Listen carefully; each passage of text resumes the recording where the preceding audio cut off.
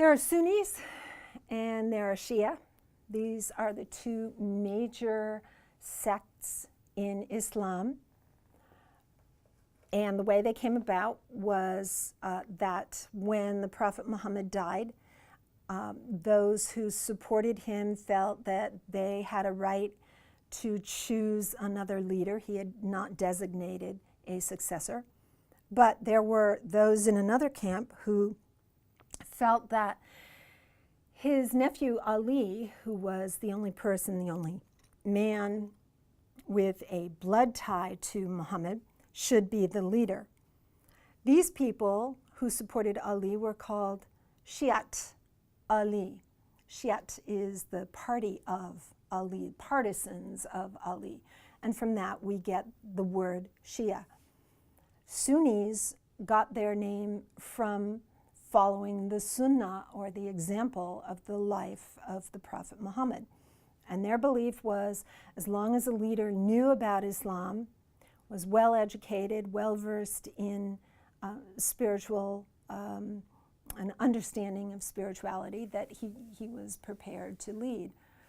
The Shia believed it should stay in the bloodline. Now, part of the notion of the establishment of Islam was to dispense with tribal warfare, and this is where the whole idea of equality comes in. People in different tribes were slaughtering one another, and Islam was supposed to bring people together without regard to tribal affiliations. So the Sunnis felt that to elect someone, only someone who was in the bloodline of Muhammad, sort of undid this notion of equality.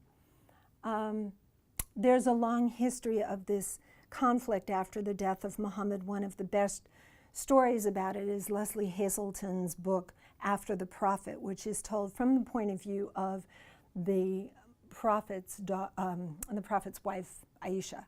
So that book is highly recommended. Those are the two major divisions, but beyond that, there are many other different smaller sects of Islam. We just talked about one, the Wahhabis, in terms of a politicized group. And then we have the Sufis. The Sufis are not sure where that name came from. Some say it was from the word suf, for wool, the woolen cloaks that they wore. Some say it was from the Greek sophis, for wisdom. Sufis have been rather secretive since the 7th century, and in the late 50s, early 60s, people like Idris Shah began writing books and talking about what it meant to be a Sufi. It is often said that in the time of the Prophet, Sufism was a practice without a name, and now it's a name without a practice. These are people who are discouraged about the lack of spiritual cohesion they might see in a younger generation. But there are many Sufis around the world. Sufis can be, and originally were, Shia. They can also be Sunni.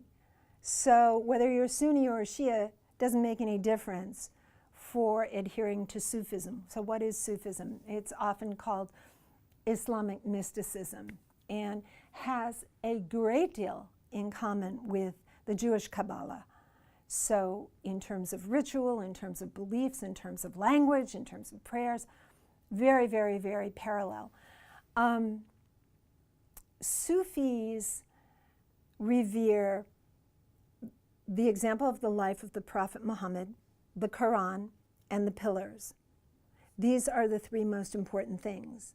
And they believe that someone who is very spiritual in a Sufi context can know God. So Sufis say, die before you die. The idea is you die to the world. You are in the world but not of it, as we've heard in Christianity. So the idea is that prayer and attention to that prayer can can connect you to God. Sufis are not allowed to be like monks or nuns away from the world with the privilege of just praying all day. They are expected to be in a constant state of prayer, but they also have to make meals, go to work, pick the kids up after school, do all those things. They have to be in the world, but not value the world above anything else. They value communion with God. So we've got two major sects, the Sunnis and the Shias, and lots of smaller sects, regardless of Sufism. Then you've got Sufism, which pervades all of these, except maybe not Wahhabis. I don't think there are any Sufi Wahhabis, because Sufis tend to be very ecumenical. There are many, many, many Sufi brotherhoods all over the world. The largest are Qadariya, Tijaniya, Naqshbandi, Chishti, many in India, Iran, Iraq. As I said earlier, it began, this notion of institutionalized Sufism began in Shia territory in Iran and Iraq, and then was adopted elsewhere by Sunni majority. And they do not have a great deal of respect for schools of jurisprudence. There are four major schools of jurisprudence that began to develop several centuries after the death of Muhammad.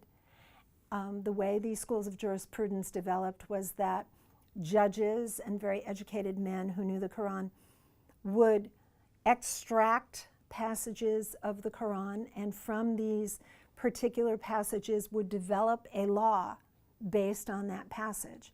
So the schools of law are named after the judges who began organizing laws in that way. The one in West Africa that is followed most often is Maliki. And their laws overlap to some degree, but they're not all the same. And my point here is that none of these schools of jurisprudence are at the root of Islam. They're not at the beginning of Islam. So Sufis say, okay, we're going to follow what was there at the beginning of the message. And what was there? There was the Quran. There was the practice of Muhammad, the Sunnah, his example, the example of his life, and the pillars. And that's it. And we're not going to get worried about certain Islamic laws. So they're very ecumenical. They're very unconcerned about gender differences, nationality, ethnicity differences, and they're very unconcerned about laws. And so for this reason, there are a lot of mainstream Muslims who say the Sufis are dangerous.